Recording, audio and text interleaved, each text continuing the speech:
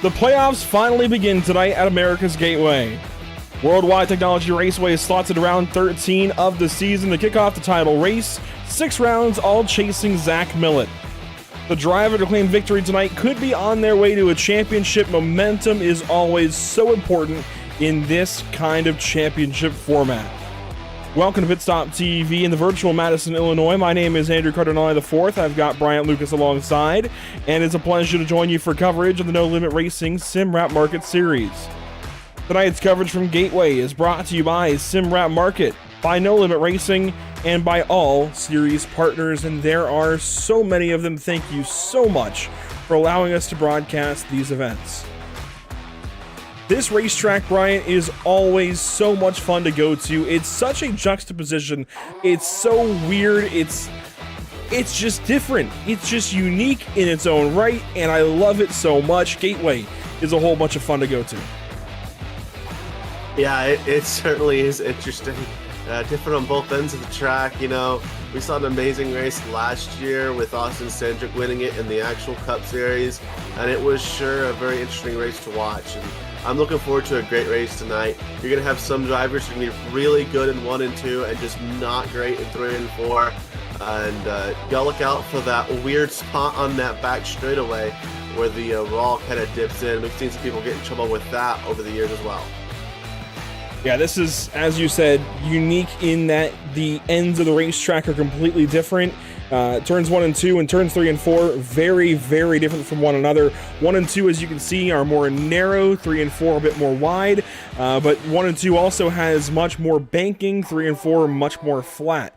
So very different ends of the racetrack here. Gateway makes it a lot of fun, and as you said, somebody can be good on one end of the racetrack and bad on the other, and vice versa. Let's take a look at the point standings coming into this evening.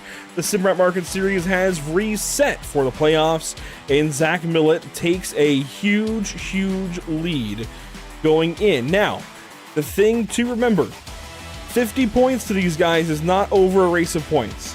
50 points is about a quarter of a race, if that makes any sense. You can earn about 200 points a night. That's max points, right around 200. I think it's 195 or something like that. So 50 points is large, but is attainable for these drivers that are chasing him. It's going to take a lot of skill, a lot of luck for sure, but it is doable to make up that gap right now from Zach Millett to Adam Benefiel, Jared Rashon, and the rest of the playoff field. It's just going to take a lot of good things going the right way at the right time. So yes, this looks like a large gap, and it is a large gap, but it can be closed in, and Adam Benefiel has got one job to do as the only other driver with multiple wins this season to go up there and challenge Zach Millett for race wins and challenge him for the championship. Everybody else, I feel like, is a wild card right now, even Jared Rashon, that win from Richmond. So as we bring you, Bryant, back into this for the first time since New Hampshire, back earlier this season, this is a very different picture from what we saw when you were here last. Yes, a lot of changes in this series. I look forward to giving these guys a show tonight, and I believe last time it was a great show. It was very entertaining, and you know, it's enjoyable to come out here and be around these guys because, you know, I don't get a chance to do this as often as I probably should, and this probably be one of my last broadcasts. So yeah, I appreciate everybody for letting me do this the last few times. We're glad to have you here for what will be one of the final broadcasts that you do, it sounds like, before you head out on your mission. But glad to have you here for sure as qualifying gets underway. Cars are setting fast times out on the racetrack. Daniel Wiles, one of the fastest so far. In fact, the fastest at this point in time. Let's take a look at the times there on the left side of your screen. A 34.494 so far for Wiles. Edward Jurgens second quick at a 34.543, and that's going to change a little bit. He goes a little bit slower, no, faster it looks like on lap 2, but does not go faster than Daniel Wiles. Matthew Taylor there in third, and now Daniel Wiles goes even faster in that 88 car.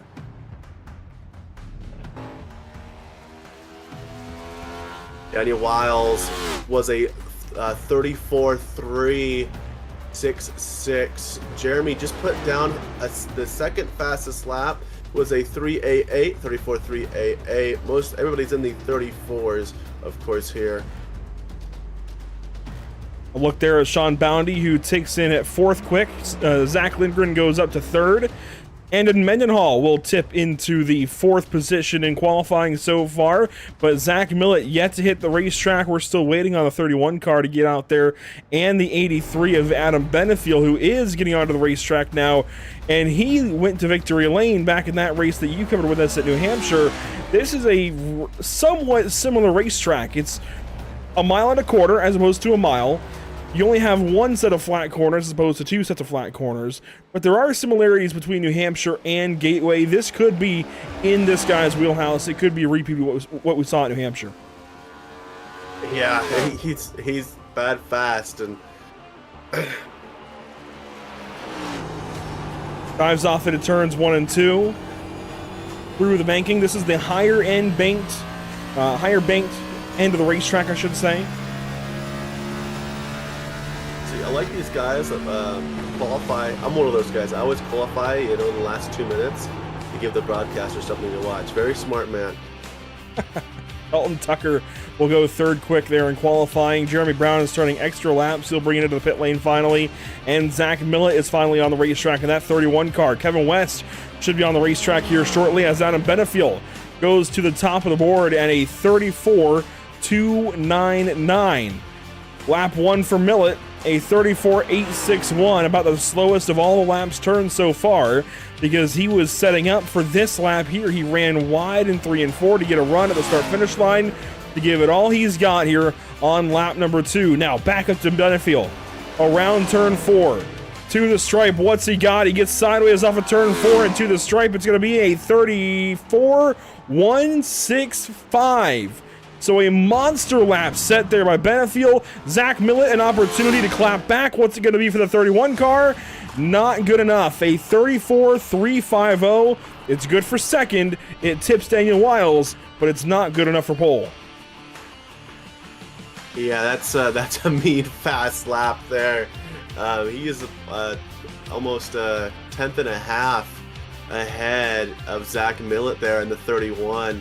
Daniel Wiles about the same gap, and from Zach Millett in the 31 all the way down to 7th place Zach Lindgren, that's a pretty close gap there. That competition and that gap's going to be very, very tough.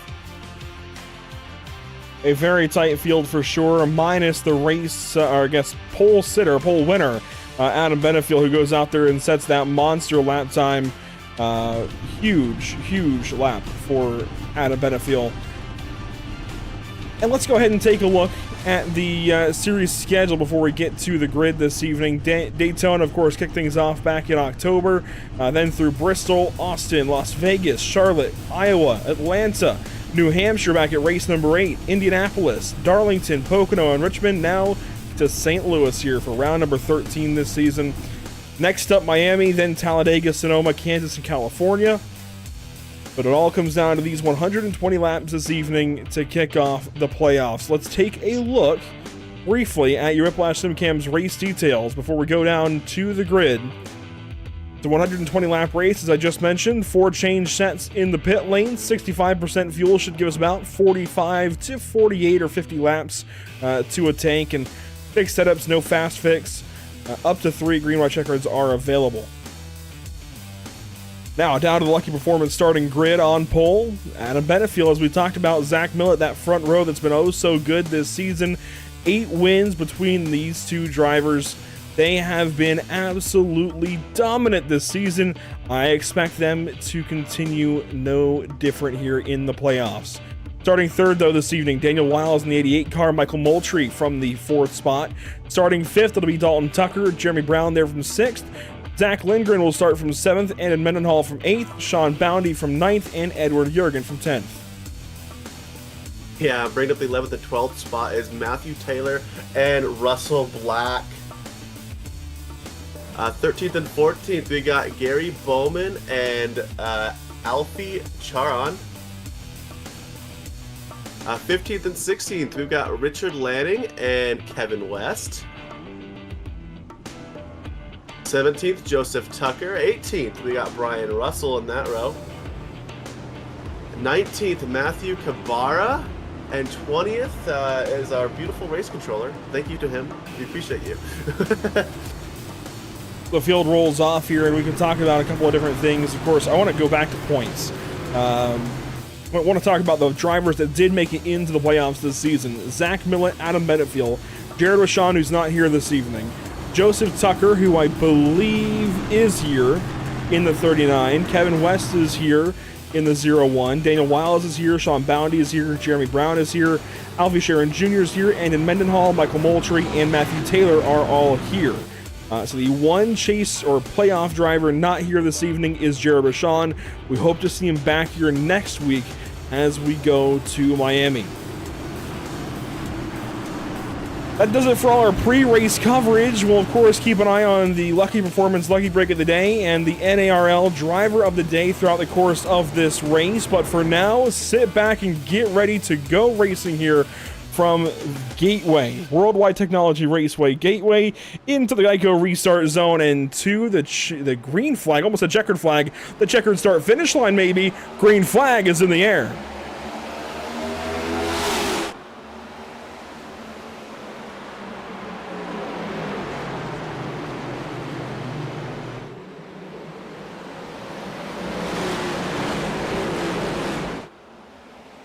Down the backstretch for the first time, Zach Millett with a run on the outside, gonna charge down to turn number 3 and bring Michael Moultrie along with. So Adam Benefiel swallowed up by the field on lap number 1. As we round turn number 4, he's got a chance to fight back. Yeah, Zach Millett is out there leading, and honestly, he's pulled away there. Michael Moultrie is under battle from Adam Benefiel.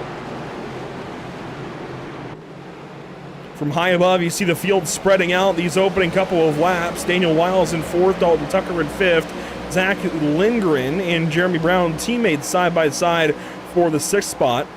Brown will lunge on the outside of Tucker and bobbles a little bit. That brings him back to Sean Boundy. A bobble as well out of Adam Benefiel brings him behind Daniel Wiles. I don't know if you can see that from the blimp. That was way high up there.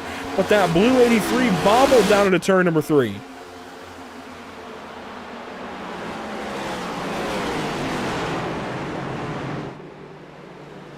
Way down to the inside that time, Dalton Tucker on the curbing. Sorry to interrupt you. I couldn't believe he was all the way that far down the racetrack. Oh, you can, dude. I've seen some people cut this track insanely. There are so many different ways. Like 3 and 4, you have only one option. 1 and 2, the way it's structured, you have some options if you want to go on the risky side, for sure. Zach Millett setting heaters out front in the race lead. Big lap time after big lap time. But we watch this battle, the first side-by-side, a little bit deeper in the top 10. Dalton Tucker falls behind Sean Boundy. Boundy clears for 6th. And they get single file out of turn number 3. Jeremy Brown looks to the inside, but has nothing yet for Dalton Tucker. Yeah, good squeeze there that Dalton Tucker is in, that's for sure. Nice little between there, Sean Bounty and Jeremy Brown. Side by side, deeper in the field, Gary Bowman and Richard Lanning, as well as Alfie Sharon Jr. and Matthew Taylor. Actually, look at this 3 wide. Taylor backs out of it, but Kevin West just split the 39. Far off. Oh, you're right. That's Andon Mendenhall. Andon, yeah. The problems for the 37 car, the Ambetter Health Chevrolet Camaro. I think that had something to do with that big holdup we saw right there. You saw that one car that was flying back really fast. I think we may gave somebody help there, possibly. Let's take a look here. Going into the corner.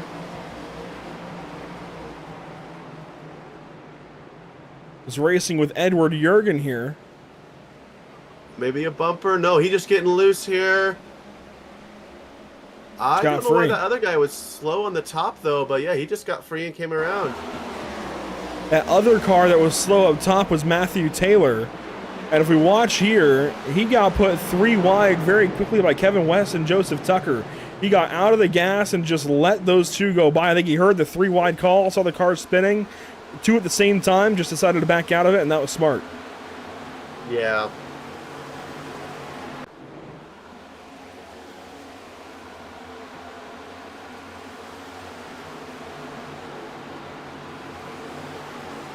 Michael Moultrie has made a little bit of a charge back to Zach Millett. Only 0.4 of a second on the split. Zach Millett has pulled away from the idiot of Daniel Wiles. It's Ford for the top three. 3 Fords leading the way. On board now with Michael Moultrie. Got a Chevrolet in fourth, a Ford in fifth. The Ford kind of day. It is. Moultrie's making some good progress, but right now he's dealing with the issue of the dirty air at this racetrack. It is just punishing. You can get to a guy, but as soon as you get within 0.4, it just is so difficult. You gotta choose a different line into each corner. And Daniel Willis is dealing with it even worse because he's got 2 slipstreams that he has to avoid, but also get in going down these very, very long drag straightaways. These are a couple of the longer straightaways in NASCAR. I don't know the exact length of the straightaways, but compared to places like New Hampshire or heck, even any of the 1.5 miles, really. I mean, this is a longer straightaway kind of racetrack. Long time on the throttle, short corners relatively. Makes for a very interesting racetrack, a very interesting lap around this place. Sean Bounty moves ahead of Zach Lindgren for 5th spot, and the 34 car is on the trek forward. That's one of the few Toyotas in the field. He moves into the top 5. And we'll look now up at Adam Benefiel. And, we missed Sean Bounty for a couple of weeks. Wasn't here with us for a little while, and makes his return this evening here at Gateway. Good to see him back.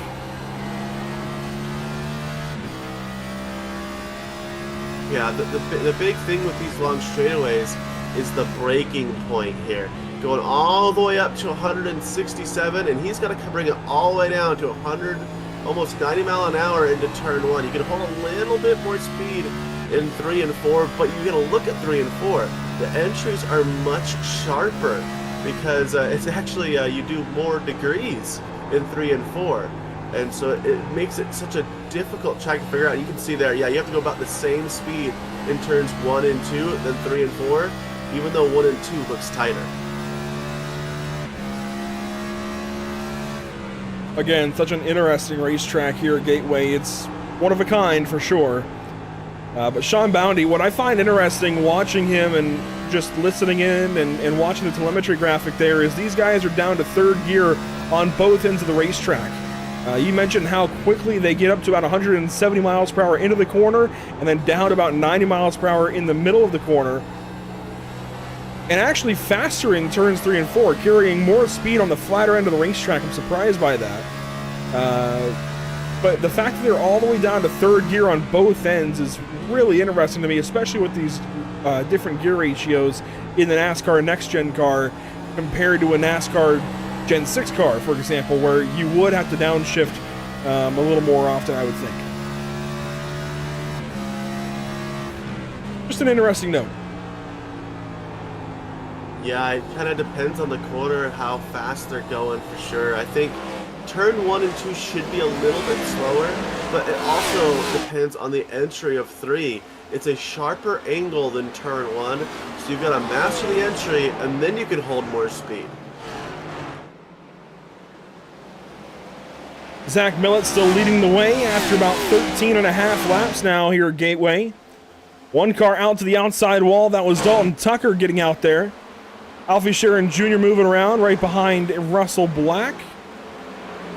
And Sharon looks to the inside here in turn number 3. Had an opportunity there at the back end of the 64 car, but ducks back in behind. Here's in the onboard with Alfie Sharon.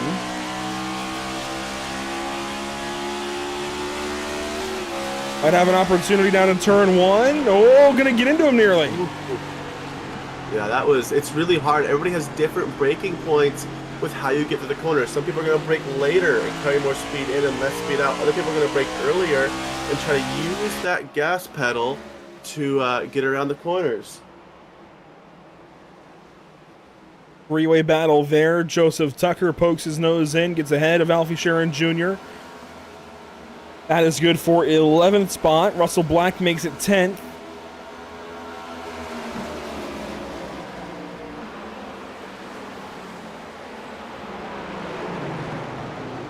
And Russell Black up the racetrack right at the center of the corner. Joseph Tucker takes advantage. But of course, no stages in this race. This could go wire to wire green flag. We've seen it before this season. So could we end up having a tire battle this evening? It's very possible, with fuel being about, again, 40 to 48 laps, or 45 to 48 laps or so. Maybe even 50 on a longer run. It should be a straight up tire battle. Just save tires and make sure you got it on the long run. Yeah, you could go green here if you don't get people clustered together. It's all about the braking points going into the corners.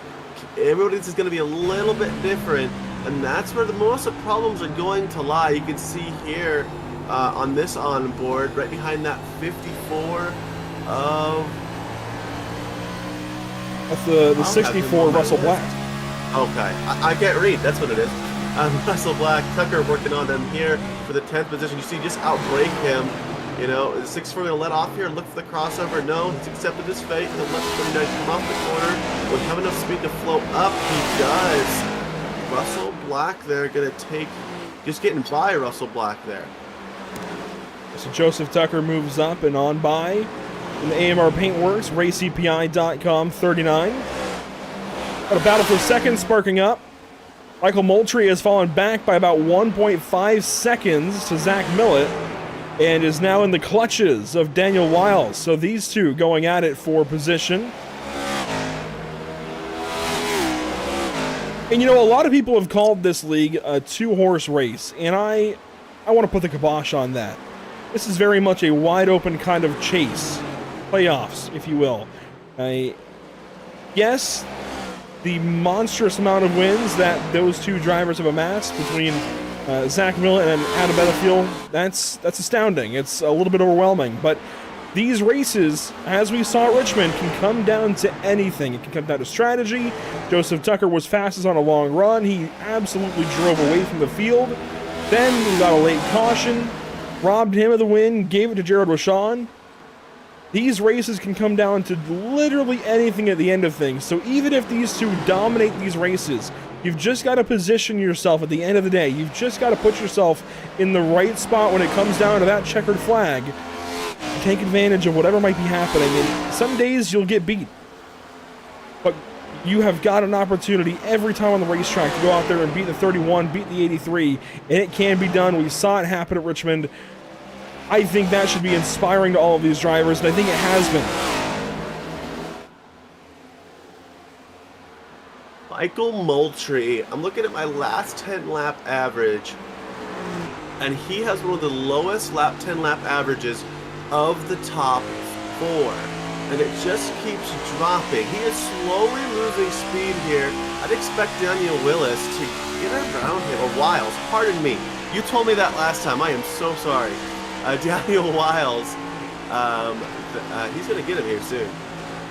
Yeah, to the inside here out of turn number 2, and he's going to bring Adam Benefiel along with. Now, these two are teammates here in the 29 and 88, both racing under the America Racing banner. So Moultrie lets Wiles go on by and will slide in behind him and probably try to hold off Adam Benefiel just a little bit in that 83 car, if I had to guess. Maybe create a little bit of separation between Wiles and Benefiel.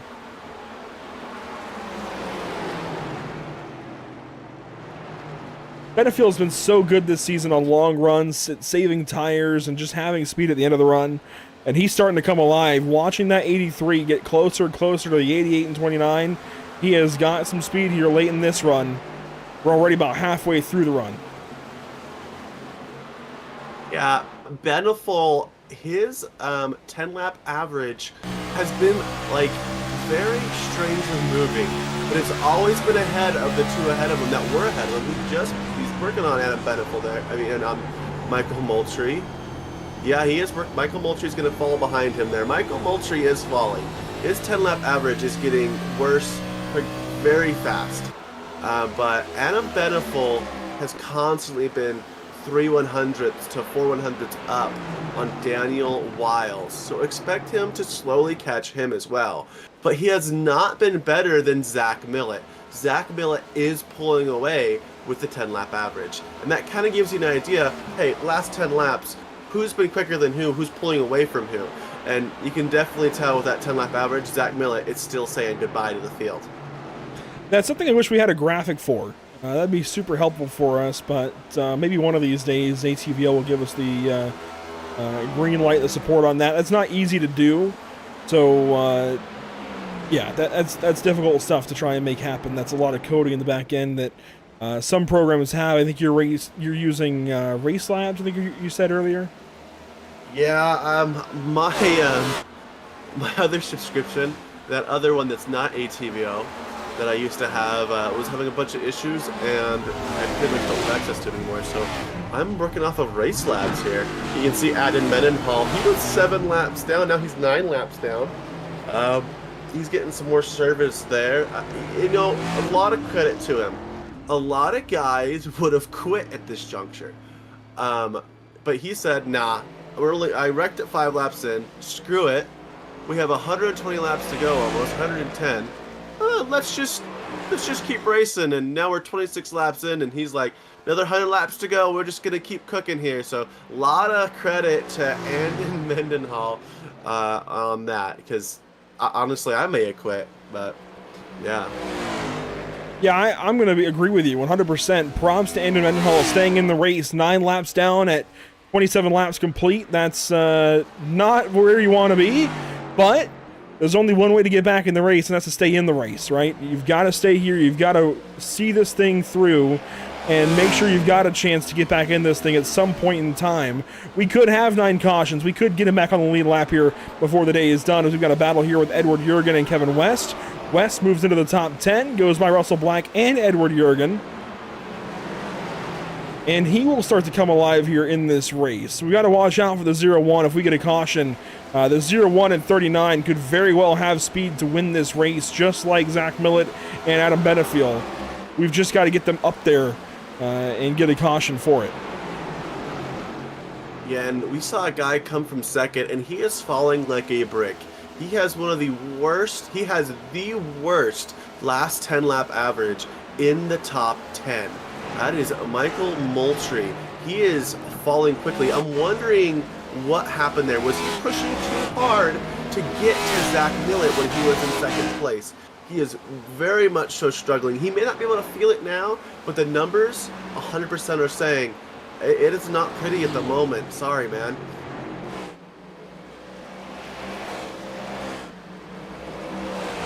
Michael Moultrie on lap 29 here, headed the wrong direction, falling back to Sean Boundy. Has lost touch with Adam Benefiel and Daniel Wiles. Continues to go the wrong way, all while Zach Millett continues to lead the way and show us all how to get it done at Gateway. 30 laps in, about a quarter of the way through this race, and he's got a 2-second race lead over Daniel Wiles. 2 seconds and change. So a solid race so far for Zach Millett, and you know, with that points gap, this just makes you wonder if he's going to seal this thing up a race or two early. Yeah, I don't know about that. Zach Millett is starting to slow down here on this run. Ooh, about got the wall there. Yeah, he has pushed those tires a little hard here. Those two guys behind him, Daniel Wiles and Adam Benefiel, are starting to catch up to his average, and it's quickly. So they're only about 0.2 off of it now, and let's just say Wiles and Benefiel have been matching their last 10 average for the last 3 laps. So props to them, but now officially they are faster than him in the last 10 laps, and I see them progressing in that direction, because Zach Millett is starting to slow down here. A small battle deep in the field. Brian Ruisi, Matthew Taylor, Gary Bowman, all hanging on to the back end of the field, and want to mention that Andon Mendenhall has now called it quits. So just as soon as we sung his praises, he has called it a day as Matthew Taylor gets into the wall there in turns 1 and 2. He has made the playoffs this season, trying to nurse that car around, just not having a good night so far in that 44, but does have an opportunity here on the Liberty Paintball 50 of Brian Ruisi. He got to the inside, had an opportunity there in turn 3, but backed it down. And we got Dalton Tucker into the pit lane here. I just saw him plummeting positions, and I'm like, what is wrong? So looks like he's coming in for a early service for sure. This is a hair early, but if you're going to break this race down evenly, it would be in 3 stops, 4 separate runs. So he's breaking this race down symmetrically right now is what he's doing. And that's not a terrible call. I don't know if it's going to be the fastest way to do it. That's what always blew my mind when I was driving. I'm like, you just split it up evenly, right? That's the fastest way to get around the track. That's actually not the case. It's kind of crazy how splitting it up is not really the answer on a lot of stuff. And sometimes you're the genius, and sometimes you just didn't know what was going on. If there's any kind of caution now, that would leave him stuck 1 lap down. He did 33 laps on that set of tires, and he's going to go out there and get his outlap done. Well, and what I think he's doing is opting to take 1 extra pit stop here, as opposed to the rest of the field. I think the rest of the field is going to go to lap 40 in pit. He went to lap 30 in pit, and it'll be 1 extra pit stop, I believe, unless he runs from here to maybe lap 80. Maybe it's just a short pit. That's the 07. 07's coming to pit lane. It's close enough that it might just be a short pit, and I think that's what it is. Thinking about it now, he's not breaking it up symmetrically. I think he's just short pitting. Yeah. By a large margin. Just trying to get advantage on his fellow competitors. You just gotta look in the long run. You're gonna fall off, and those guys might catch you back at that point, depending on how their pit stops go. Looks like we had another one coming in back there, possibly. Jeremy Brown. Yes, Jeremy Brown coming in. And I like this. Now that I've figured out their strategy, they're just short pitting. I like this because in order to beat the guys that are dominating this race, you've got to do something different. If you follow in their tire tracks, even with strategy, and do the same thing that they're doing, you're never going to beat them. If you do something different, if you try something, that gives you a chance. That gives you an opportunity to potentially beat them down the road. So I like this chance being taken by these couple of drivers to short pit here early and try to get a run later on in the day. Yeah, and talking about those guys that have been dominating, Zach Millett does not have the long run speed that Daniel Wiles and Adam Benefill has. We're seeing as we're getting later here in the run, long run speed for Zach Millett is not as there as Daniel Wiles and Benefill. Yeah, it might be slight, but in the long run, slight differences are big differences. So Zach Millett, he's looking hopefully that short run speed is enough to get a a good win here today.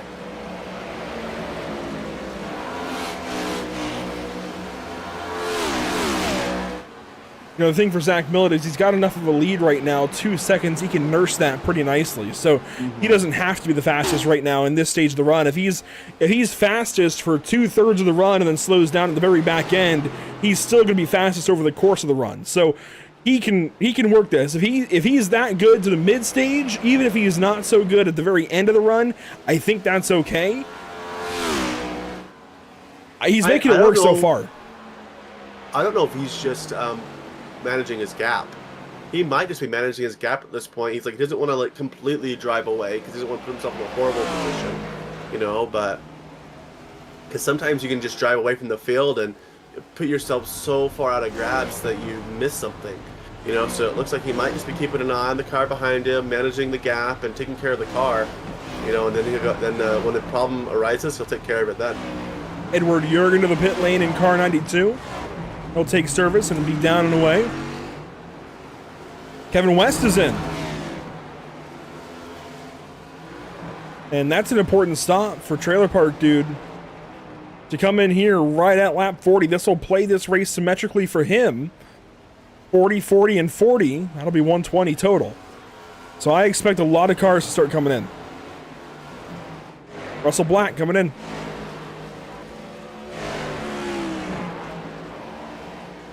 Yeah, I've got careful. This little... That was close. Oh, that was way close. I've got this, Race Labs has lots of cool features. I have a feature that is a top speed on entry or corner, just top speed. But obviously that's on entry. And our 2 fastest drivers on entry to corner is Zach Millett and Kevin Jurgen. Actually, no, yeah, Evan Edward Jurgen. Those two are the quickest heading into the corner. Quite interesting. Gary Bowman comes in as well here. And here comes Sean Bounty to the pit lane. So the pit camera is being used pretty heavily right now. This is going to only pick up. Going to see more and more cars ducking in as we get closer and closer to the end of this fuel run. And I would expect, based on these guys all pitting now, for this to be about a 2-stop race from green to checkered. Yeah, I gotta say, it's not too terribly lengthy of a race.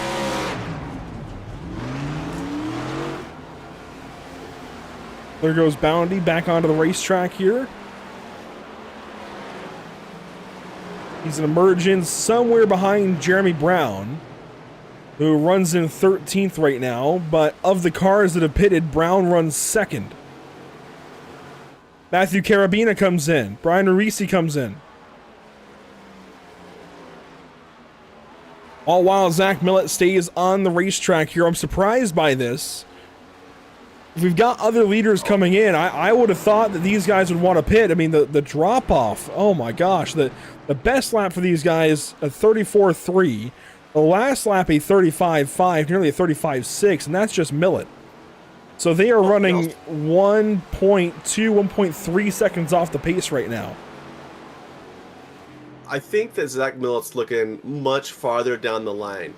He wants those fresh tires, the better tires. If you run a little bit longer on each stint, you'll have better tires for those last 40, 30 laps. If he stretches it an extra 5 laps this time, an extra 5 laps the next time, well, he only has to go 30 laps to the end, and he can just push that car as hard as he wants. He doesn't have to worry about tires.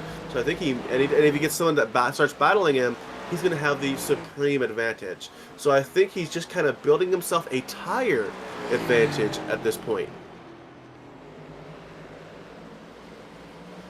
A lot more pit stops. Here we go. Zach Lindgren, Michael Moultrie, Daniel Wiles, all coming in. This is about what we expected. I'm a little surprised they waited this long. It's going to shorten up their later runs. Moultrie will work off the pit lane. There goes Lindgren as well. Lindgren can run that 29 car down.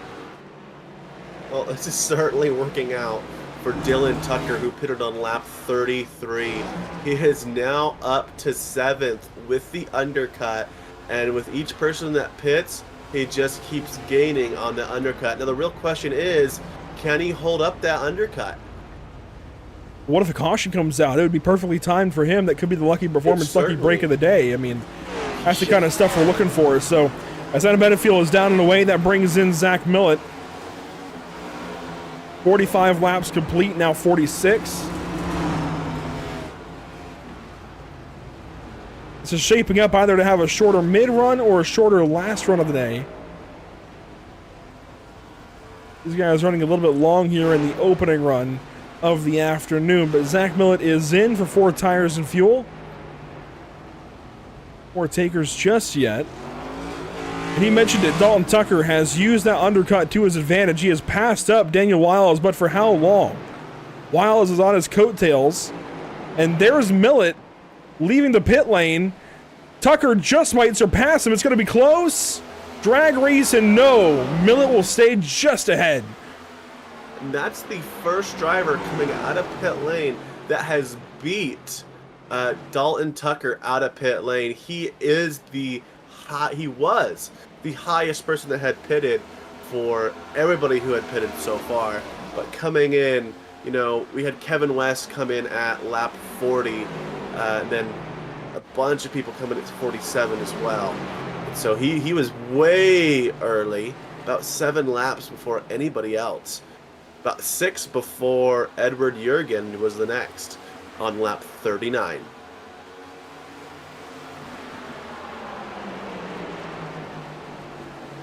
So Dalton Tucker may be working this race in reverse. If these guys continue, they're going to have 3 runs for the most part. For the large chunk of the field, it'll be 45, 45, and 30.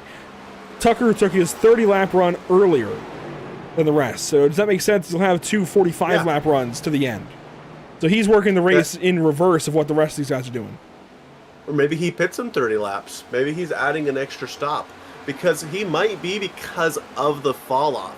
Like you said earlier, it's like a second to a second and a half fall off for these race cars. I just don't know if he'd be able to overcome it. Yeah, I see Joseph Tucker coming in there in pit lane. He is the last car to pit. Every single other car has pit.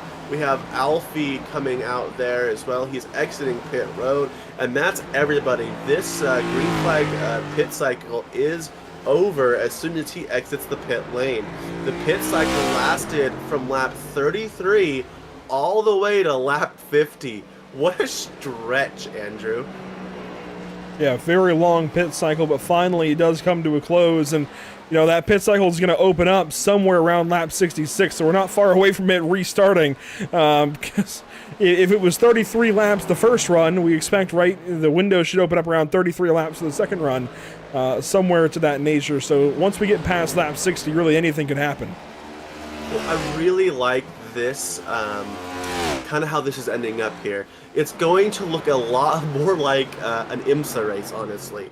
On IMSA, you have cars coming in always, you'll have a 6-hour run at the Rolex, right? And they're going to be coming in at all different times. Well, if you look at my map here, it is so spread out with when they come in. We're going to have cars coming in at pretty much one car a lap, pretty much at that point. And so it's going to make pit stops a lot more spread out. You don't have a bunch of groups coming to pit lane. It'll certainly change the strategy up, the overcuts, the undercuts. I love these kind of races because it makes an interval race. You're watching your timing. All right, who's better last lap? Who's better in the last 10 laps? Who's better in the last 20 laps? Who's got the run? Who's got the long run speed? Who just got new tires and is charging through the field with their short run speed? It just changes how you look at the race. Speaking of new tires and charging, Michael Moultrie has set the fastest lap of the race at a 34.289, and he is charging to the inside of Kevin West. He knows he's got short run speed. He's using it to his advantage here. Even if that means he's slower later, he's making these passes when he needs to. Yeah, working his way up to 7th there. He's now going to start working on the 07 of Jeremy Brown, and he is only about 2 or 3 car lengths from him. Go on board inside the helmet of Michael Moultrie. Oh, he is on a charge. He has those fresh tires, and he knows how to use them. 9 lap fresher tires than Brown. Yeah.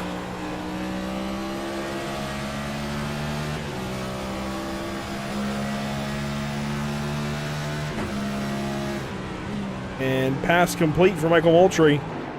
He will go on by the 07 and take over 6th position.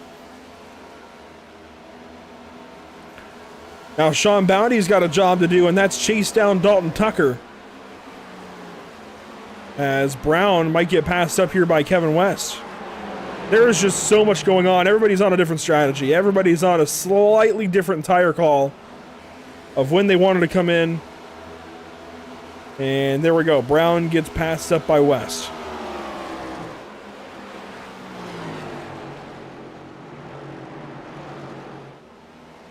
We've only had the one incident so far, and honestly, it was minor. Just one car spinning out there. That would be Andon Mendenhall. And it's been pretty clean. We've had some close calls, though, as we have a pass there.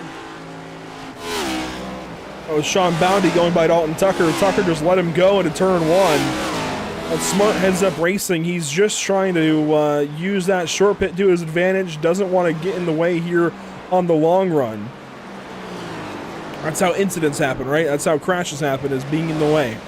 So being very smart here late in this race, or at least late in this run, as he's already worked to about halfway in the run. But while we have this opportunity, things are calming down a little bit. Let's take a look at and thank the partners here of the SimRat Market Series. Of course, SimRatMarket.com, Apex Racing, IMB Racewear, Moser Racing, RS Button Boxes, Team Conti Sim Performance, Track Bar Media, The Butt Kicker, Extreme Graphics and Cyber Edge Hosting, and our partners here at Pitstop TV, Whiplash Simcams, ATVO, CC's Business, Cody Williams Design, Lucky Performance, and North American Racing League. Working up to about halfway through this race, Dalton Tucker loses another spot, this time to Michael Moultrie. Yeah, Michael Moultrie is dang near the fastest car in the last 10 laps. The guy is cruising. The only guy that is quicker than him is Adam Beneful. Adam Beneful is about 2/100ths quicker in the last 10 laps. Zach Millett actually is slowly gaining on Daniel Wiles. There was about a 1-second gap at one point to Daniel Wiles, but Wiles has slowly fallen off there. Beneful gaining on him.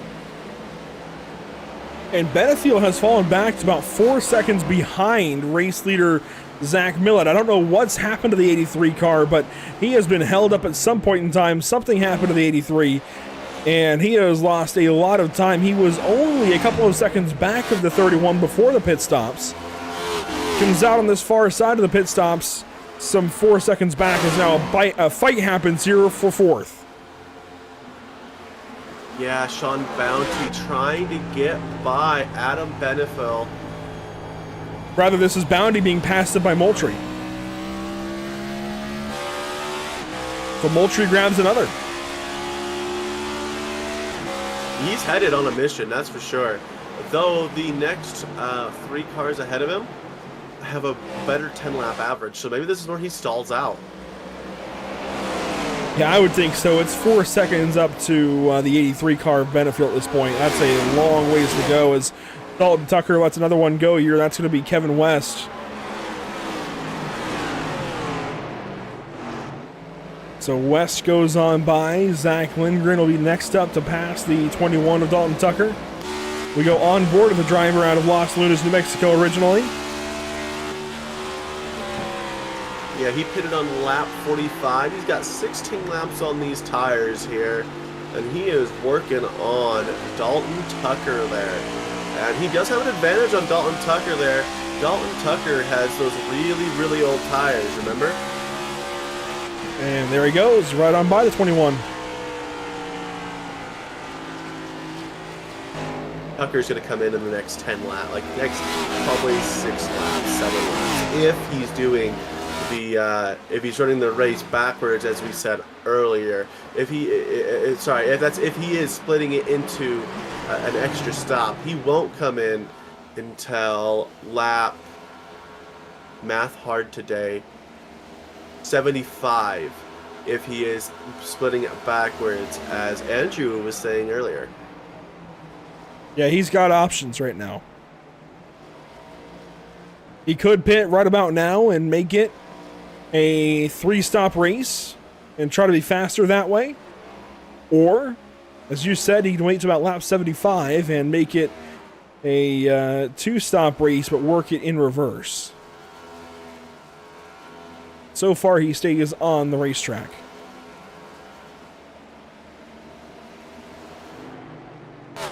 Here's a look at your race leader. Just in that picture, you see a lapped car. That's Brian Arisi. But you also see Daniel Wiles there in the background, still 1.5 seconds back. He's not far out of the picture, is Daniel Wiles. This is about as close as he's been to the 31 car in any of these races lately. So we really could have a race on our hands. I think Wiles is going to keep Millett honest, where if Millett makes a mistake, whether it's on the pit lane or on the racetrack, it could absolutely throw this race into the hands of the 88 car. Yeah, any mistake here for Millett, and I really think Millett's just managing the gap at this point. He is just managing the race car and managing the gap to Wiles. As you see, he has 1 lap better tires. I don't understand why Beneful was so far back. He pitted Wiles pitted 45, Beneful pitted 46, and Millett 47. Close enough to where they should be closer than they are.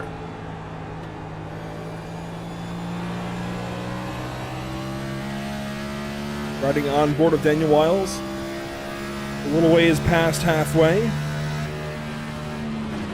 And this is usually where we start to think about that NARL Driver of the Day conversation.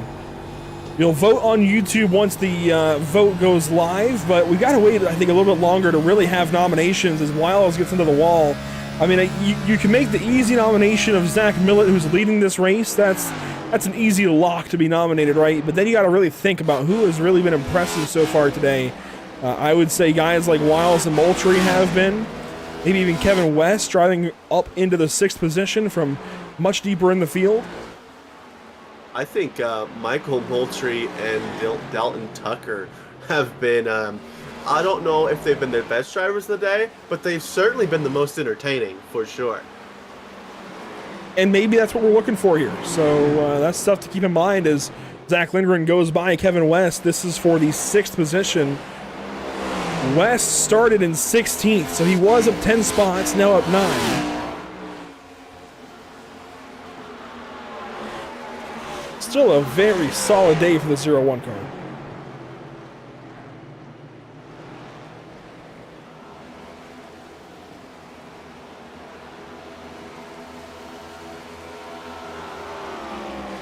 And you know, so far, I can't really think of a lucky performance, lucky break of the day just yet. I don't think we've had one. Feel free in the YouTube comments, if you feel like I'm missing something, let us know. But I don't think we've had a lucky performance, lucky break of the day. I just don't see anything just yet that's happened that would constitute as lucky or even the lucky break of the day. It's a tongue twister sometimes. But I don't think anything's really happened just yet. We've got to wait another 50 laps or so. Well, you have to have a mess up to get a break, you know? You have to have something go wrong, and honestly, we haven't really had anything go wrong. I hope this isn't commentator's curse.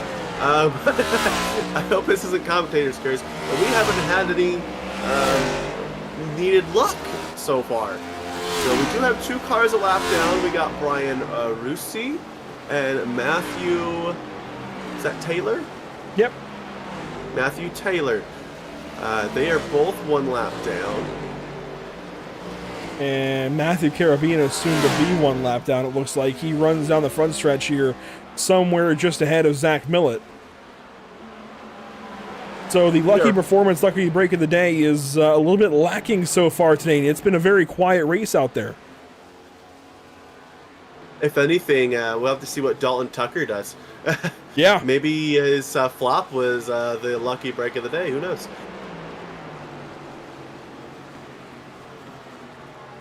Something interesting, though. We are 42 minutes into this race here, guys. And interestingly enough, Race Labs has a predictor for how long your race is going to take. And right now it says 1 hour and 8 minutes, and it's actually been slowly getting shorter. You don't usually see that. And it only predicts we only got about 28 minutes left here. They are certainly cruising through these laps. Not having any issues will certainly help that. A shorter race here at Gateway. Almost a bit of a dash. And you know what? I think racing has a place for sprint races. I think what Formula One has done in recent years has been very much welcome. I think that's a very good addition to the schedule. I think there's a place for sprint-style racing where there's a lot more onus on just going fast and maintaining that fast mentality, because that's difficult to do. It's a little bit easier, I would argue, to sit back and ride around for 600 miles at Charlotte than it is to go fast, absolutely as fast as you can, for however long this race is at your Gateway. Let's see, 120, let's do the quick math on Google. 120 times 1.25, 150 miles. I'm just going to say it. Again, I feel like being absolutely on the chip for 150 miles is harder to do than, we'll say, 300 miles at Charlotte where you're just riding around. Maybe not 600, because 600 is a long race, but I think that the point stands. Being on the chip absolutely fast as you can, you've got to be on it all race long is hard to do. There's a place for sprint racing. It doesn't take as long, so you can do something with your night. So you can have a race and still go out and have some fun with friends or something. There's something to be said for that. Are you still digging that hole over there? Yeah. Would you quit it? Would you stop calling me slow? I get it, I'm an endurance champion. Will you please screw off? Oh my gosh. Okay? You're just over there insulting me. No. I love endurance racing. I really do. And, man, if I could, I would run all the endurance races on iRacing each year. Unfortunately, with a family and a kid, that's hard to do. That's very difficult. Yeah. But being a single male has its privileges, is what he's saying, everybody. Yeah, something like that. Well, we've worked up to where we expected Dalton Tucker to pit, and he's still on the racetrack now for 43 laps. It's about as long as anybody's been on the racetrack on a set of tires all race long. So I think we can confirm that he's working the race in reverse. But when does he come in? It's got to be soon.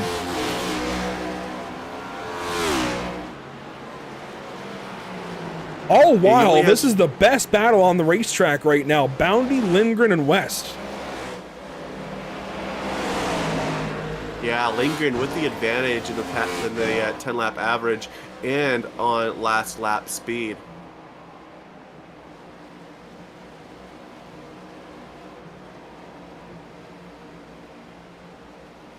A lot of fun to watch these guys.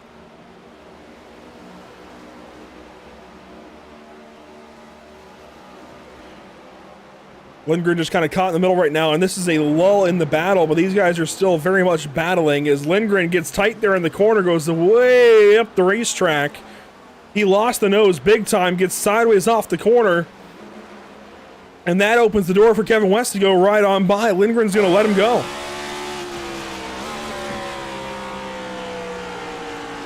And again, that's smart racing from Zach Lindgren there, recognizing what went wrong for him down in 3 and 4 and letting West go by. West is better right now on older tires. So letting that 0-1 just have the spot for the time being, I think, is very, very smart out of Zach Lindgren, recognizing what's going on. And you know what? Maybe West opens up a hole getting by Sean Boundy for Zach Lindgren to go on by as well. So this is, again, very smart move from the 85 car. Who I think's a genius right now is Michael Moultrie. We saw him fall off like a brick earlier in the race, and he's holding his own up there and actually holding up his lap times as well, like he wasn't doing before. He's going to hold this 4th place position until his next pit stop. He is showing he has kept the tires underneath him as we have the first taker into pit road. Edward Jurgen comes in for his second stop of the day, and this will officially kick off the second round of pit stops today at Gateway. This coming, let's see, it lasted to what, lap 50 earlier? It was 33 through 50, so this comes 30 laps later. If anybody is cutting it evenly up, it is for sure Edward Jurgen. And look at that, Sean Boundy comes right in as well. Boundy said earlier that he was nervous about this race. I'm not so sure why. Running in 4th place on a long run, doing an absolutely fantastic job. We've got other takers though. Moultrie. I see Moultrie, Carabina, Lindgren, and West all in on the same lap here. Well, they're making a liar out of me. They're saying it'd be one car per lap pitting in? Pretty much, but looks like Kevin West. 80. Kevin West just had three attempts to get into the box, and boy, did it take him all 3.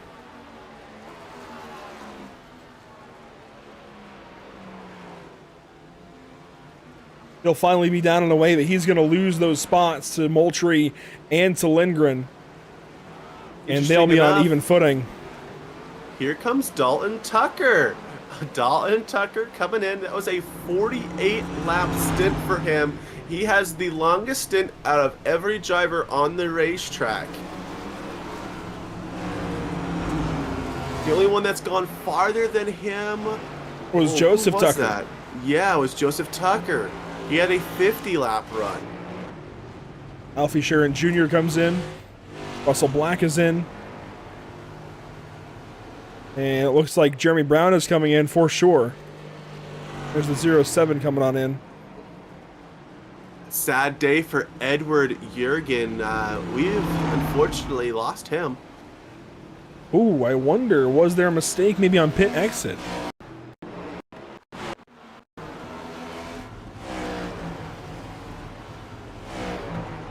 Cart. Getting the left side tires done. Gets a great jump out of the box here. A little bit farther down pit road. Not as good as qualifying as he probably wanted to. Let's see what he does heading into turn 1.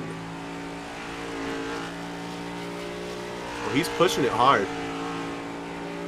Oh, you can see it. Oh, it was all smooth. The only thing I can think is maybe he tipped the line on hit exit, the blend line. Let's back that up.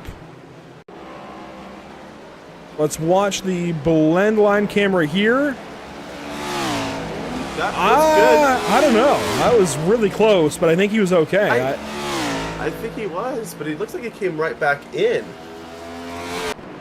So unsure what's going on for the 92 car, but we keep on moving. Zach Millett leading the way, but being now passed up by some drivers on new tires. Daniel Wiles, 2.7 seconds back. Yeah, Wiles has got a pit, I think. I think the 88's got a pit now. I don't know why he hasn't yet. So that he can get a jump. The undercut. On the 31. Yeah. Go for the undercut. He is only 41 laps into his stint. Last time he went 45. He was the earlier pitter of the top 3. And so he is still well within his first pit stop by far. I think he's going to do the long short. So I'd see him coming in here in the next 3 or 4 laps. But undercut would be smart.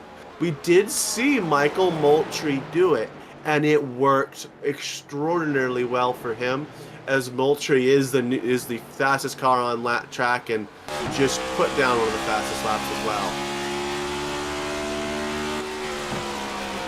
By the way, we've now received confirmation about what happened to Edward Jurgen. Too many boxes on pit road, either on entry or on exit, and he called it a day after that penalty. Didn't want to continue on. You know, I don't blame him. I did the 1100 on Sunday, did the Indy 500 and the Coca-Cola 600 back to back. And I had a glitch coming out of pit road. My screen froze, and I was speeding when my screen froze. So I got screwed from that point on, but I was already, 900 miles into this marathon. So I wasn't giving up at that point, but on this little sprint race, I understand. It's tough when you know that, hey, you're out of this, you're not really going to be racing anybody.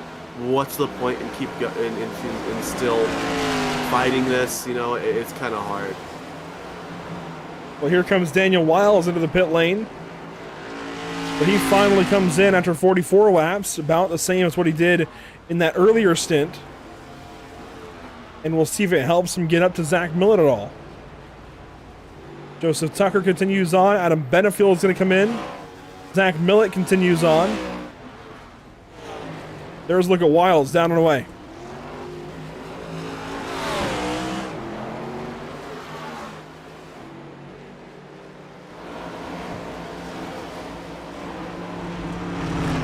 And here comes Benefield.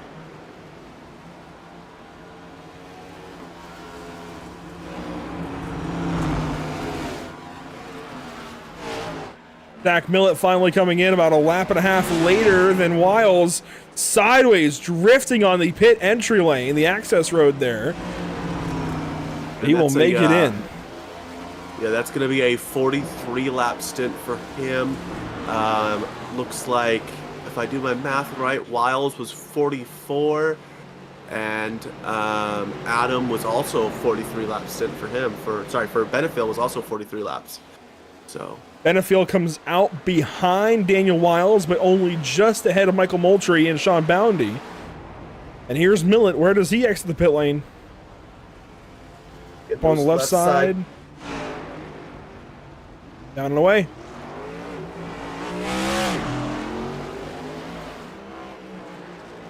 Good short exit there for Millett.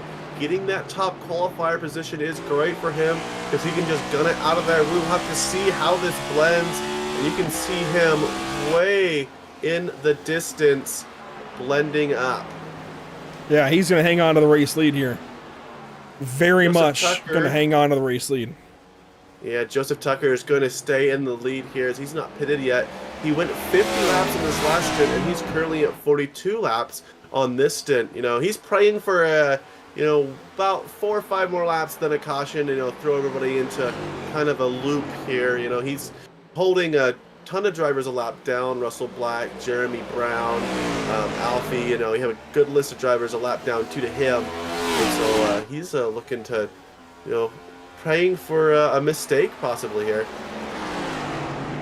Could that be a lucky performance, lucky break of the day? If he were to get one, there's battling right behind him with Brown and Black.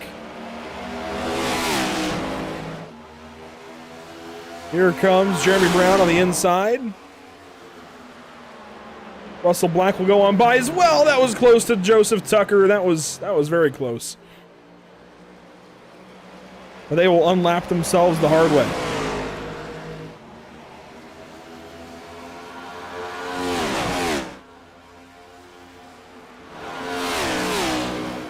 I keep thinking back to the Zach Lindgren conversation. He's got a battle here with Sean Boundy. Battling for 6th right now. It'll be 5th when the pit cycle cycles out.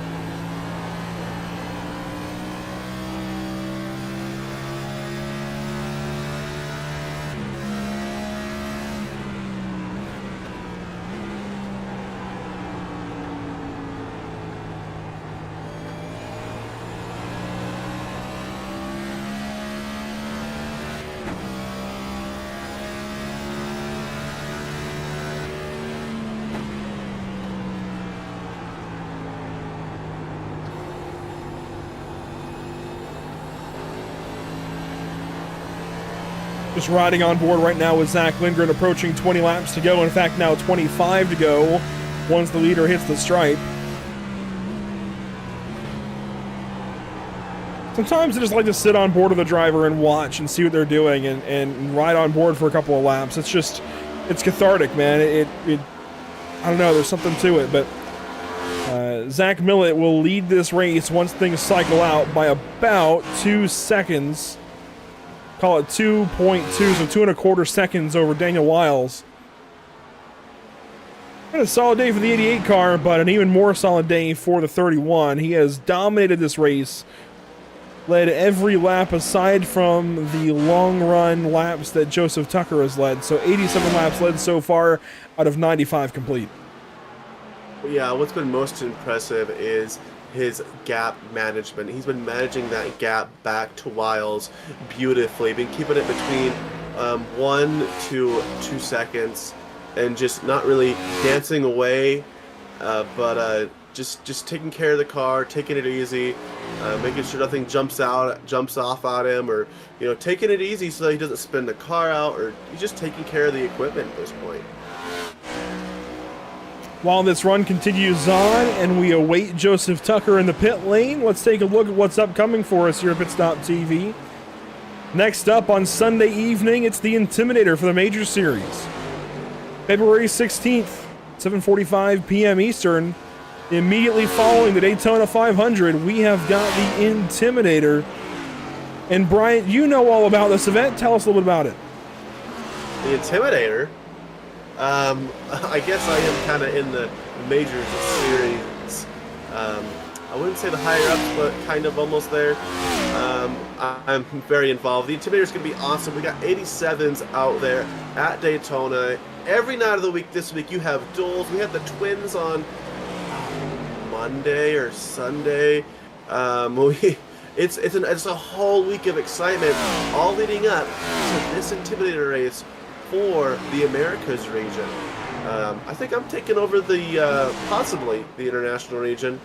If not, I think I'm gonna race it. But these are us old cars at Daytona, old Daytona 500, and it's the full race. You have your live admins that come in there and help out and help organize this race.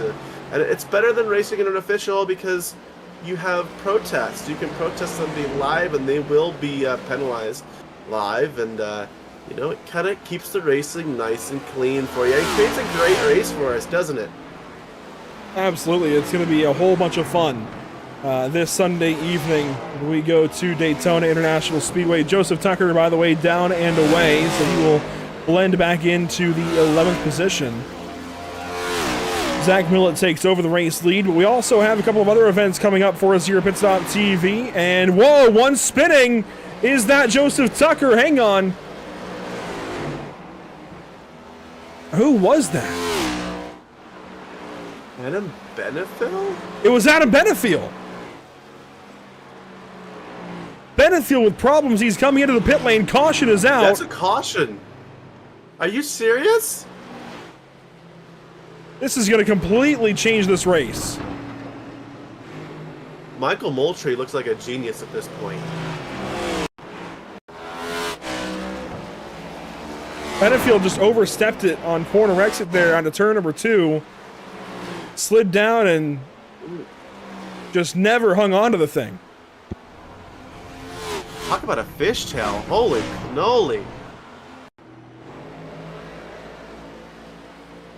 Now the caution comes out for Richard Lanning. This just happened to happen. There was no caution for this. There you see the contact to the inside wall. Then Richard Lanning in the 58 car has a problem. He backs it into the turn 1 wall. That really looks like a big, it's a brake bias issue on the 58. It had a little bit too much rear brake there. You can see it just makes that car step out. You look at those rear tires. Watch, he's going to push on the brakes here, and those rear tires are going to lock and cause that rear end to come out. That had nothing to do with his corner throw, everything to do with him braking too hard coming into the corner. You kind of have to do what we call trail brake it into the corner, and we see a stack of drivers coming into pit lane. Oh, here. wow. This is going to be huge. Millett stays out, Wiles and everybody else comes in. This completely changes this race. I'd say look out for Moultrie. Do you remember how fast he was on that first run for the first 20 laps, 15-ish laps? That's all he's going to have here. And we can see a two-tire stop. He's not going to have to worry about tires. Yeah, they're going to go as hard as they can. We could see a two-tire stop here completely change this race. Brown is in. Benefiel, Wiles, Moultrie, Tucker, Brown, Lindgren, Boundy, Taylor, Black, West, Lanning, they're all in. And Wiles wins the race off of pit road, followed up by the 29 of Michael Moultrie. Incredible stuff. Yeah, so Joseph Tucker stays out, of course, and who else to give the good break to at this point? Until we get to the end, we'll see what happens. But Joseph Tucker, 4-lap-old tires, and stays out. There's no reason for him to go anywhere. He looks brilliant right now. Right? Like, what can you do? Like, he pits at the right time. He has fresh tires. He stayed on the lead lap. And now he's sitting in second position because everybody ahead of him pitted. And he has the same tires as them. And if you look ahead of him, Zach Millett has 12-lap-old tires. Now 13 as he crosses the line that time. So he's got a 13. He's got, what, about a 10 laps of tire advantage to Millett. And that's huge here at this abrasive racetrack. That could be the lucky performance, lucky break of the day. Now, quickly, while we have a moment under this caution, let's nominate some drivers of the day. I'll give you the floor to nominate your two. Oh, the floor. I heard 4. My bad. Michael Moultrie, and you know what? I'll take Joseph Tucker for that brilliance. I actually, no, just luck. Give him the vote for the luck he just had. So Michael Moultrie, I heard, and Joseph Tucker as well. I'm going to nominate Zach Millett and Daniel Wiles. Just keep it pretty quick and honest. And we'll get that vote up as we go green here. Give me just one moment to do so. In the meantime, here we go out of turn number 4 and 2. The Geico restart zone. The caution has been extended.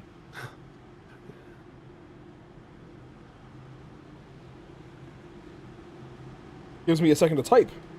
I like it. Right? Yeah. No, I really like. You can't go wrong with Zach Millett, though it's a little too obvious for my taste. And Daniel Wiles is a great pick because he has the freshest tires and is the highest up. Now, keep in mind, on his right side, he has Michael Moultrie. Michael Moultrie, if you look back at the beginning of the race, he was wicked fast on that first stint and was on Zach Millett's bumper until he fell off really hard about 15 to 20 laps in. Well, now he only has 15 laps to go, and he can put it even hard. He can push that car even harder because he's got nothing to lose at this point. Really look out for Moultrie. Wiles has been fast all day. He's looking to make a difference here as we get down to these last 15 laps. And Millett is on old tires, and Joseph Tucker is living on a prayer. All right, that vote is live over on YouTube. Brought to you by the North American Racing League. The driver of the day vote: Michael Moultrie, Joseph Tucker, Zach Millett, Daniel Wiles. Those are your options as we work into the Geico restart zone. Here we go. About to go back racing for a 15-lap shootout in the first race of the playoffs. We are back green at Gateway.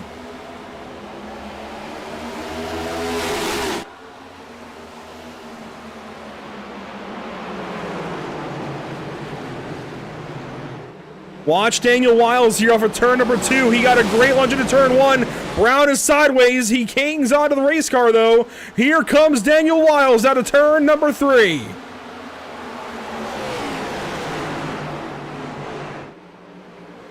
Wiles up the racetrack. That opens the door now for that 31 car.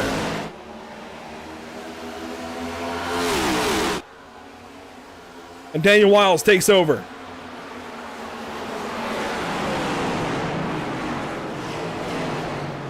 Yeah, those old tires were no match for those freshies from Wiles. Here comes Sean Bounty. He's now going to work on the guy with old tires here. Does Millett still have the speed in the car? I don't think so.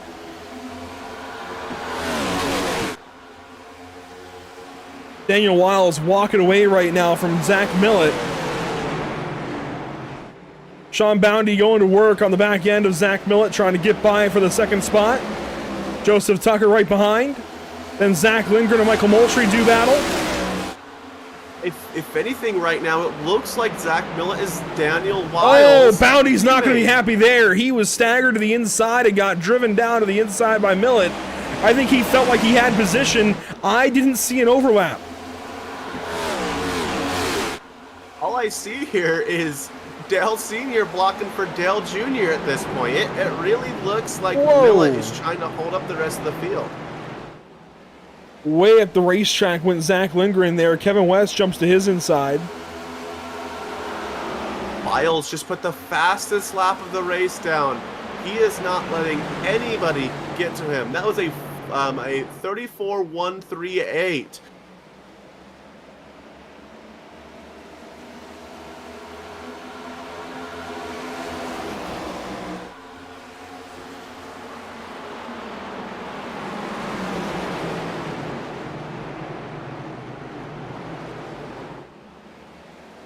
Eleven laps to go.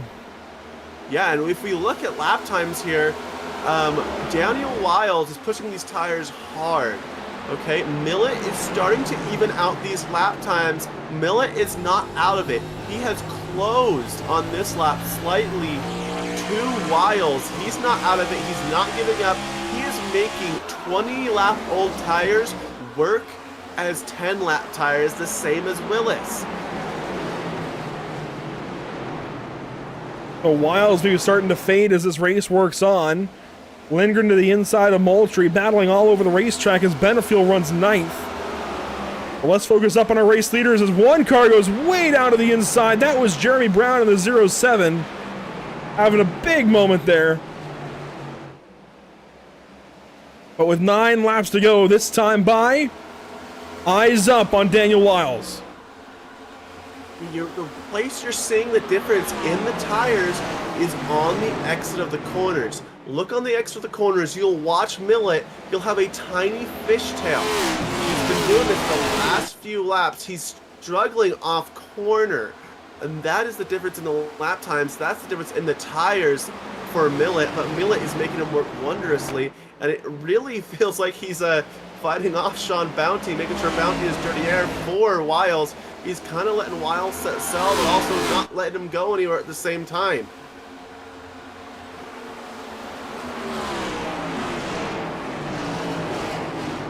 We got the tracker up on the bottom right of your screen from Daniel Wiles back to Zach Millet. That is the live gap between those two right now.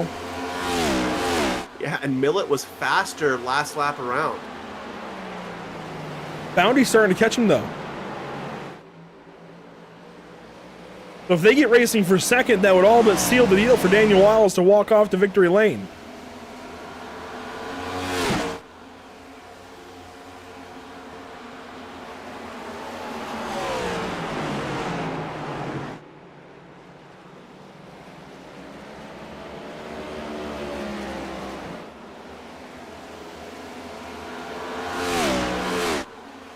So watching that gap bottom right, and you see it's extended now. It was up to 7/10 before they entered turn 3.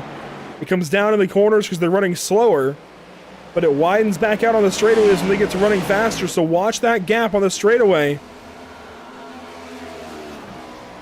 The 6/10, working on 7 nearly, and then back down. Very interesting. In turns 1 and 2, Wiles was 2/10 quicker, but he was a 10th slower in 3 and 4. Let's take a look at what it does and changes this next time around. Here's the gap from Millet to Wiles.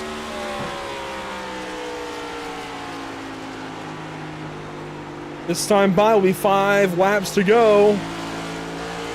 Time is running out. Wiles in turn 1 and 2 did not gain on Millet, but he gained to him in 3 and 4, so there's no consistency in who's faster on what look side. At Bounty. 34 goes by Bounty. Goes by Zach Millet in the 31. Zach Millet dominating the whole race. It's going to get taken away here late as Bounty now looks forward. Solid job by Sean Bounty. This goes back to what I was saying earlier in the day, around lap 20.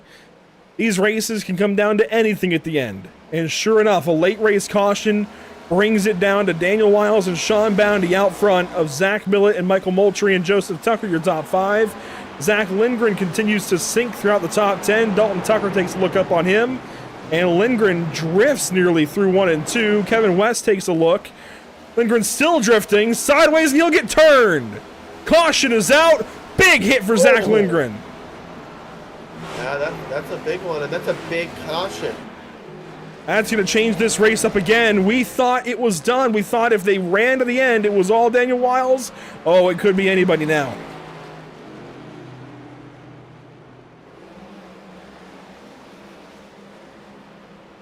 We saw it happen live, but we'll get a replay of it. Zach Lindgren in the 85. All but drifting through 1 and 2. That rear brake bias maybe. That might have been just sending it too hard in the corner. Oh no, wiggle off the corner. We saw Millet wiggling in the exact same spot, but it's going to be enhanced farther back in the pack. If you look ahead of him, he had no air to hold that car down. He had 2 cars shoved up right in front of him.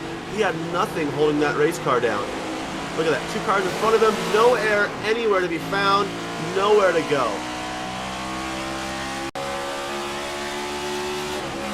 On board of Lindgren, let's watch the hands. See, he was correcting it, yeah. Trying to catch it, trying to catch it. Off. And then Benefield was just there on him. We'll see how pit stops look. Do we see these drivers take tires? Or we'll see in a few anyways. Brown and Lindgren, but that's about it. Yeah, no takers towards the front. Those two are going to have to go on a tear.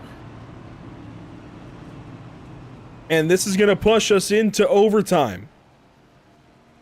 We'll take a look at your Lucky Performance overtime rules. It'll be a 2-lap restart, green, then white. So a green lap and a white lap. Then checkers will end it. If the green lap is completed, the race is official.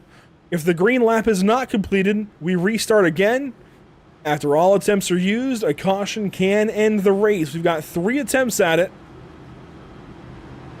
So if we do not complete that green lap, we've got 2 other tries that we can use.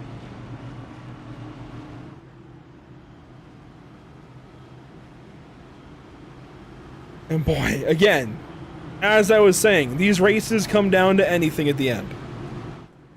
Yeah, 2 cautions at the end of the race. That's going to be the big story today.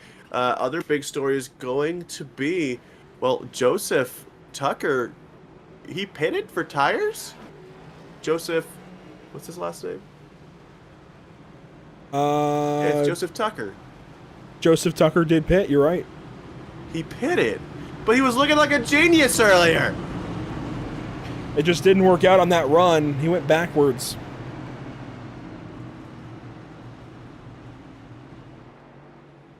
Well, if you're watching over on YouTube, you've got time to vote still. Michael Moultrie, Joseph Tucker, and Daniel Wiles are all tied for driver of the day. We've got to break that tie, guys. We've got to break that tie. There can only be one driver of the day. Here, let me get on there. I'm going to go vote for one of my I'm just kidding. I'm kidding. I'm kidding. Lights are out on that truck here as we get towards the middle of turn 4. You'll watch him make the awkward turn off, and then it's all Daniel Wiles and Sean Bounty on the front row being attacked by Zach Millett and Michael Moultrie. Zach Millett been showing off all day, but got a really unfortunate caution. Andrew? Down to the Geico restart zone. 2 laps to go. Green-white checkered attempt. Number 1, green flag is in the air. And a big stack up for Sean Bounty on the outside lane. He spun his tires, and he spun them back. And that let Zach Millett get through. He's back in second place. Overtime rules in the bottom of your screen, bottom right. If we get back to the stripe, that's all null and void. We race to the end.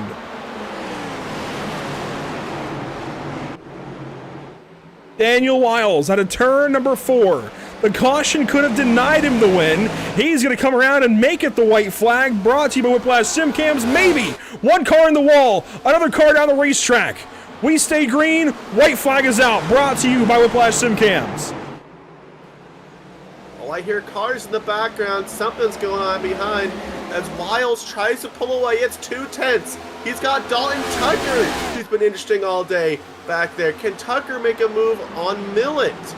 Nothing for Wiles here into turn 3. And the 88 is going to go to victory lane. Daniel Wiles will open the playoffs with a win at Gateway. And he drives to the left there, does the wiggle. Thank you to the crews. Thank you to all the supporters. You can see there Millett was rooting for him. I did see correctly. Some good race taps. Here comes Dalton Tucker. Here's a bump. Everybody is celebrating this driver. Here comes the 83. He's giving him some good bumps, saying, hey, good race. There goes the 39. That is Joseph Tucker saying good race. Everybody wants to congratulate this driver. The 07 of Jeremy Brown giving a bump. I think this is a pretty popular win. Oh, extremely. I've never seen that much celebration. That looked like Jimmy Johnson's last race right there.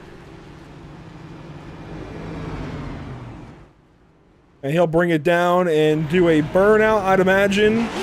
Oh yeah, big smoky burnout for the 88 car. Well earned for Daniel Wiles. Zach Millett looks like Dale Earnhardt Sr. just trying to, give him a shot at it. He was certainly being a teammate there for Daniel Wiles. I don't even know if they're teammates. No, the 88 and 31 are not teammates. It just kind of worked out that way. I think they most certainly are tonight. They are both series admins, I give you that.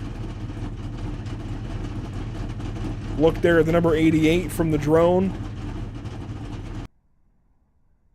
Daniel Wiles to victory lane. We'll take a look back at the unofficial race results when it's all said and done. But first, we've got something to review. Race control letting us know that something happened between the 07 and the 64 there on the final lap of the race. So we're going to go back and get a look at it here. This must be just after it happened.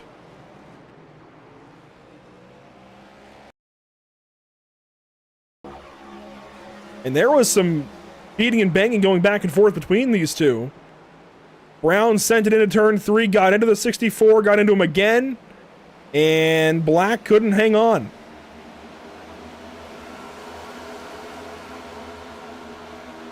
I don't know all the circumstances, so I'm not going to comment too much further, but I know that they had been running around each other most of the race.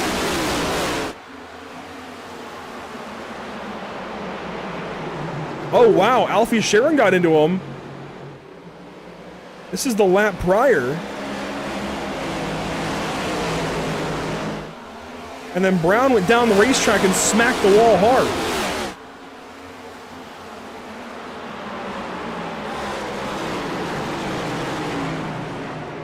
Lindgren got the wall. Turn 1. Yeah, he hit it hard. Lindgren was on the precipice of the top 5, and he was very close all day long. Ends up 11th when it's all said and done. Here's Brown into Black. Maybe some frustration, I don't know. Look at pretty continuous bump from that angle. I want to see what happened to Lindgren 9-1.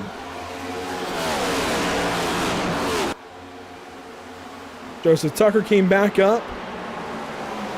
But Lindgren just continued to have problems in that first corner. Rear. Watch those rear tires lock up. You literally watch the wheels stop. I'm pretty sure I saw that correctly. Did I? Let's see here. Slow it down.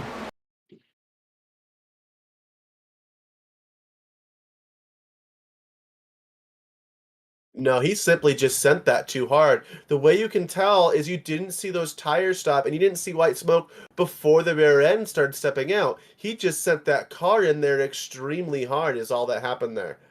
Well, let's take a look at the unofficial race results this evening. Of course, with the race win is Daniel Wiles this evening in car 88. Zach Millett comes home second, Dalton Tucker third. Dalton Tucker might be the lucky break of the day. Oh, yeah. Most definitely. And he was interesting as heck to watch. You saw his pit strategy. It was great. You know what? It might actually... I'm going to change my vote. Your vote can stay Dalton Tucker. That's fine. My vote is going to be for Adam Benefiel because he crashed his car out of turn 2, had the caution come out to save him, and then got the second caution to race back through the field up into 4th. He is my... Let's bring that graphic down. He is my lucky performance, lucky break of the day. I can agree with that. That one makes a lot more sense. You know, one was really entertaining, but one really got that lucky break of the caution. Yeah, so Adam Benefiel 100% gets my lucky break of the day vote. Let us know in the YouTube chat who you feel like gets it, but let's move on to the race results. Daniel Wiles, Zach Millett, Dalton Tucker, Adam Benefiel, and Kevin West, your top 5. Sean Boundy in 6th, then Michael Moultrie, Joseph Tucker, Alfie Sharon Jr., and Jeremy Brown, your top 10. Brown hanging on to a top 10 is a highlight there for sure. Alfie Sharon comes up and gets a quiet top 10, a 9th place for him. Joseph Tucker hangs on to 8th, Moultrie in 7th. Definitely some highlights throughout the top 10. Yeah, we got Zach Lindgren, Matthew Taylor, Russell Black, Matthew Carabana, Gary Bowman from 11th to 15th, you know, bringing up there. Matthew Carabana was the first car a lap down. And, you know, we got Ryan Russi and Richard Lanning. He was 25 laps down. He did not make it to the end. Edward Jurgen had that issue with going through too many stalls, and Andon Mendenhall had the big issues early in the race. And decided that it was enough, 103 laps down.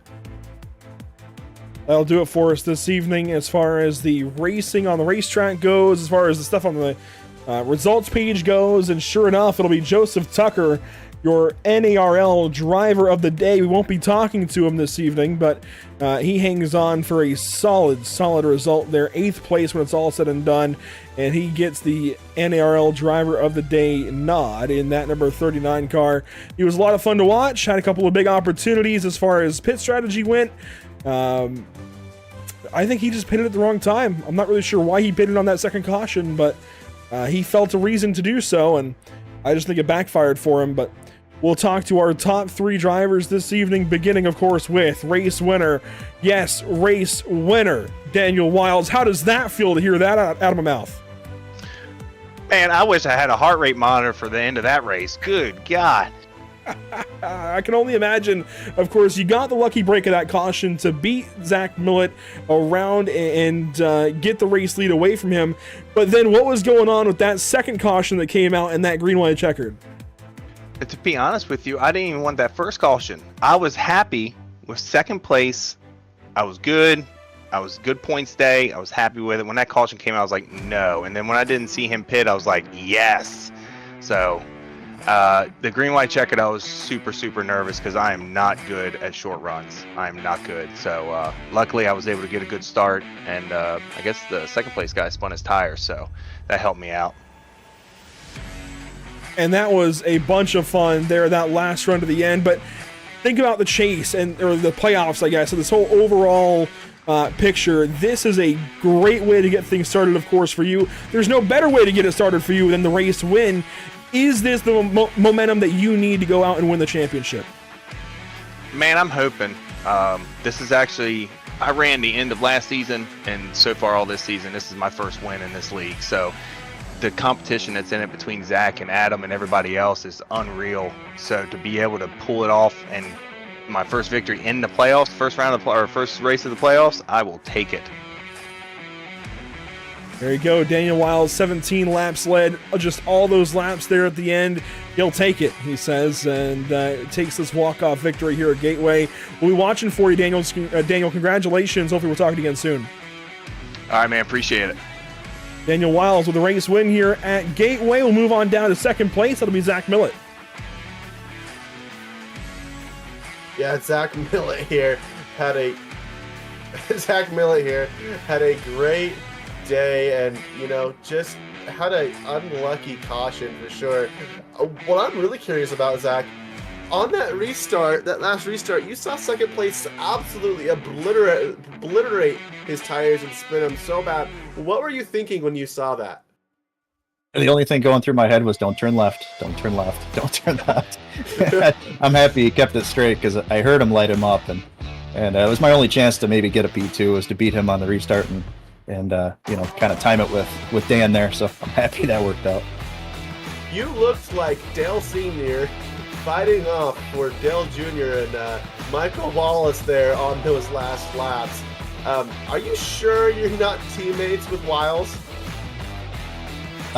Well, technically, there's teams within teams around here, but so for SWM for the series, I'm on Track Bar Media, but I did sign over with America, so yeah, technically we're all teammates, and we're all good buddies, and I'm glad to see him get the win, man. It is probably the most deserving guy in here that hasn't got a win that just got one. I'm happy to see it. That looked like one of the most popular wins ever. I wasn't surprised. I wouldn't be surprised if people were lining up on pit lane to shake this guy's hand after he won. Can you talk to us about the popularity of this win, please?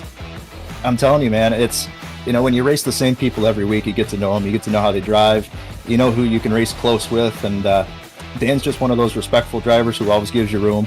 He's fast, he's always up there in the fight. I mean, every race this year he's up there.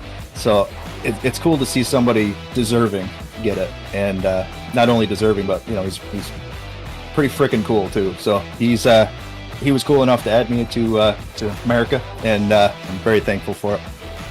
Well, you guys heard it here first. Zach Millett more than happy to finish second to Daniel Wiles, as long as it's Daniel Wiles. Is that right? Absolutely, man. Absolutely. I'm glad.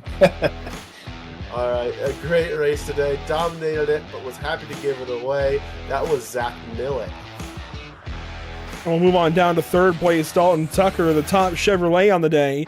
And the 21 car was kind of all over the place, kind of a unique pit strategy. You pitted early. What was the game plan there? Hold on, you broke up on me. What'd you say? So you had kind of a unique pit strategy today. You pitted earlier than anybody else and then kind of ran it out long. What was the game plan? Well, it was a hope and prayer to start that ended up kind of screwing me mid-race, and I was just hoping and praying for a caution early. Maybe I could flip it. I got stuck back in the pack, maybe 8th or 9th, and I thought I was faster than the guys that I was around. Couldn't build a run to get by them, so I was just kind of stuck, and I was like, let's see if I can flip it, and it didn't pay off, but luckily cautions at the end definitely helped. And you're one of our Lucky Performance, Lucky Break of the Day nominees, getting that caution at the end to get you back in position here and go racing. Is it going to take more of those, or do you think you've got pace in these other races coming up? And what are we looking at for Dalton Tucker these last few races? Let me look at the schedule real quick. Ooh, I can pop it up on the screen. Here you go. Gateway is definitely not one of mine. Honestly, none of them are. I'm just gonna try to keep doing what I'm doing. Try to be clean for the most part and have something at the end. And running with Zach and Adam, even Daniel, it's gonna be tough. It's gonna put a perfect race together, and just sometimes you just got to get those breaks, whether it's flat or just traffic or cautions, whatever it is. And it worked out tonight for third. I thought I had good speed, just never really had a break to kind of show it. Sometimes it just takes perfection. Well, a near perfection for you today. Third place, nearly had it there at the end. Congratulations. Hopefully we're talking again soon. Appreciate it, man. That's Dalton Tucker with a solid race finish here at the end. Third place, nothing to scoff at all. And a solid way to begin the playoffs for him. Granted, he's not in the playoffs, but a solid way to get it going for the 21 car nonetheless. If we bounce back to the points coming into tonight, and we take a look at who kind of entered where. Zach Millett, of course, he's going to have the points lead. We know that much because he finished second. And so he'll hang on to it. But this is going to thrust Daniel Wiles way up there, probably ahead of Benefiel and Washawn. Well, certainly ahead of Washawn, who wasn't here tonight. So this should put the 88 car in second place in the points with a chunk taken out of that Millett lead. And then I don't know what's going to happen beyond that. I mean, Joseph Tucker was all right tonight. Benefiel should still be good. Let's see, Sean Boundy had a decent result. This is all going to mix around in every which way, and it's going to be a completely different picture going to Miami next week. You know, one guy I'm really worried about is that Endon Mendenhall, dude. He had a really, really bad race, and you know, Michael Moultrie, he did pretty decent. So I think those two are looking to swap spots as well. Yeah, it'll be interesting to watch and see how things change between Gateway and Miami next week, but that's a preview of how the points were coming in and how they might shake up going into next week. Of course, next time out we go to Miami, then Talladega, so on and so forth. Now, the dates are a little bit off here because we had an off weekend there that we weren't expecting, so we'll have this adjusted for Miami next week. Just kind of ran out of time to do it today, but February 12th here at St. Louis. It'll be February 19th now at Miami, and you can kind of picture that from there on through the rest of the schedule. Thanks for tuning in here. It has been a pleasure. Let's begin to wrap this thing up. First up, I want to give a big thank you to all the partners with the series: SimRapMarket.com, Apex Racing, IMB Racewear, Moser Racing, RS Button Boxes, Team Conti Sim Performance, the Track Bar Media Group, the Butt Kicker, Extreme Graphics, Cyber Edge Hosting, all doing so much to get us to and from the virtual racetrack with this SimRap Market Series. And a big thank you to the partners here at Pitstop TV: Whiplash SimCams, ATVO, CC's Business, Cody Williams Design, Lucky Performance, and North American Racing League. Thanks so much for joining me this evening, Brian. It was a pleasure as always. And before you go out and go on your mission here later this year, any final words here and what might be one of your final broadcasts with Pitstop TV? Well, it's been a pleasure to work with you, Andrew. Other than insulting endurance racers, he called you all slow. All right, he called every single one of you slow, and hold him accountable for it. Don't worry, I care about all of you. But before I go, I just want to say it's been an absolute pleasure to work with you, Andrew. Let's see where I am in 2 years, and you know what? Let's go to Montana, baby. Sounds good. That's Bryant Lucas joining me on the mic this evening. It's been a pleasure for sure. But that will do it for us. Next up, you'll find us with the Intimidator. Yes, the Intimidator. I love that name. That is just the coolest dang name for an event at Daytona. The Major Series brings round number 2 to Daytona. Well, keeps it at Daytona, I should say. From the Daytona 2.4 to the Daytona 500, if you will. The Intimidator for the Major Series this Sunday, February 16th. The Daytona International Speedway should be a whole bunch of fun. NASCAR 1987 Cup cars. It'll be a blast there. Might even see a blowover or two. And then Tuesday, we go to Lucas Oil Indianapolis Raceway Park with the BRB Racing League and the Butt Kicker Cup Series. That'll be fun on February 18th. And then February 19th, we go off to Homestead Miami Speedway here with the Sim Rap Market Series. Thanks for tuning in. It's been a pleasure as always. We'll catch you next time here at Pit Stop TV, hopefully for the Intimidator on Sunday.